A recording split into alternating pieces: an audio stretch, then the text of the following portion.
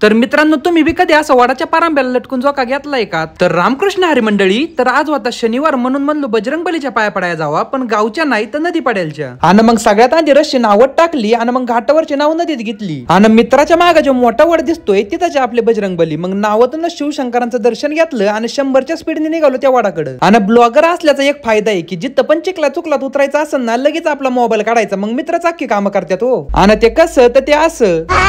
तर मित्रांनो, हे जे वडाचं झाड दिसतंय ना, ते 1-2 नाही तर वयस कमी 350 वर्ष जुनं झाड आहे. आणि हे एकच झाड एवढं मोठं आहे आणि याने एवढा मोठा पसारा केलाय की आता मी जिथपर्यंत चालवतोय तिथपर्यंत हे एकच झाड आहे. आणि लय जण म्हणत यात की ह्या झाडाखाली काहीतरी भूताख्यातच आहे, पण महा काही त्याच्यावर विश्वास नाही. आणि जरी असलं तरी मी काही भेट नाही. आणि ते का तर भूत पिशाच निकट नाही आवे, महावीर जब नाम सुनावे. नुसतं माया प्रभूच्या नावानेच भूतख्यात पळून जात्यात, तर इथं तर माय प्रभू आहे. मग मी भेटतो कुणाला? आणि इथपर्यंत तुम्ही पण व्हिडिओ बघितला असेल तर कमेंट बॉक्स मध्ये जय श्रीराम म्हणा की राव.